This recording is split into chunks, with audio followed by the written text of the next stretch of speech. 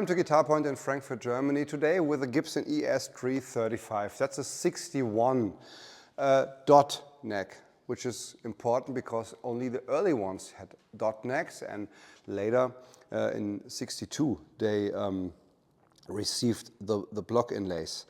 Yeah, so this is a very, very nice example. It's super clean. This guitar was introduced in 1958.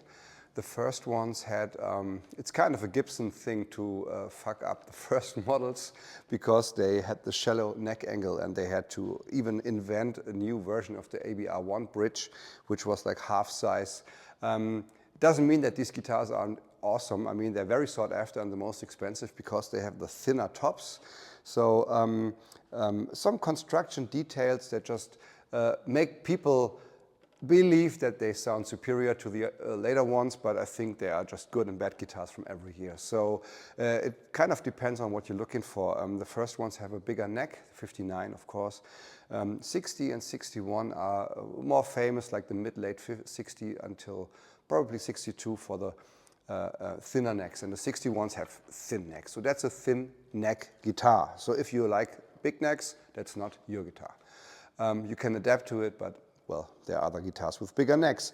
So 2 PAF pickups, of course, that's what you want. Non-wire ABR1 bridge, that old tailpiece. And there's one thing that we have to mention for this guitar. It has some like crack lines right there and right there. They have been repaired in the middle one, I guess, long ago.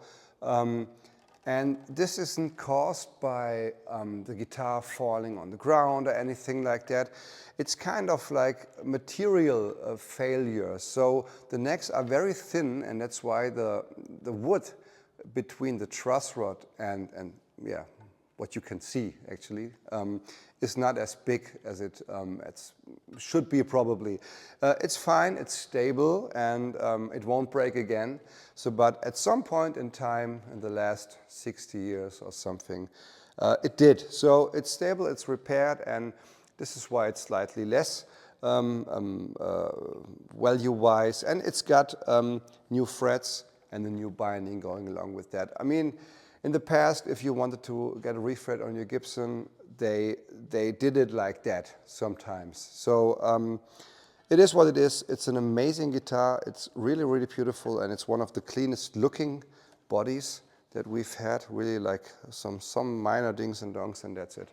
It sounds gorgeous. So that's the story of this beautiful 61 Gibson ES-335 TD in sunburst finish, available at GuitarPoint. Thanks for watching.